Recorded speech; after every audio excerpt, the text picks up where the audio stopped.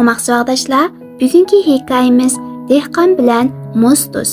Bir dehqon bekor bo'lsa, Mo'zduzxonaga berib, yeyib qo'yilgan oyoqlarni ko'radigan. Qaqbash Mo'zduz o'z do'konidagi oyoqlarga dehqonning havas bilan qarab turganligini ko'rib, ko'ngliga bir hiyla bukibdi. Bir kuni dehqon yana oyoq ko'rgili beribdi. Mo'zduz uni do'konga chaqirib akirib, "Qadrlik mehmon, agar xohlasangiz oyoqlarni eng yaxshisidan bir jup tanlab oling. Haq olmayman" debdi. Dehqon bir tiyin pulni xarjlamay, o'zi xohlagan oyoqdan ololaydiganligini anglab, qin-qiniga patmay qopdi va Mo'zduzdan nima sharti borligini so'rabdi. "Faqat 3 kun gap qilmasangizlar bo'ladi. Boshqa shart yo'q" debdi Mo'zduz. Dehqon buni nihoyat o'ng'aychaqlab, ich-ichidan xushal bo'pti. Uzoqdan beri ko'ziga chiroyli ko'ringan bir jup oyoqni tanlab olib, mabtun bo'lgan holda uyga qaytibdi.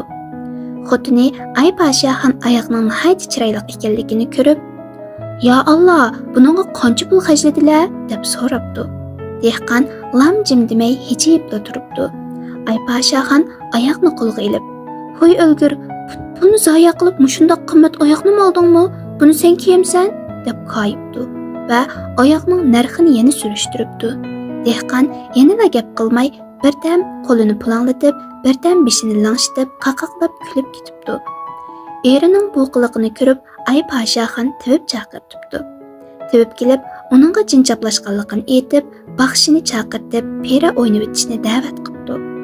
Baxshi va uning dabkashlari Aypodshoxonning uyiga kelib, dehqonni pera o'ynatishga boshlabdi. Buningga achchiqi kelgan dehqon gap so'z qilmay qo'lini qalaymaqan pulanglatgan bo'lsa-mu, baribir kar qilmabdi.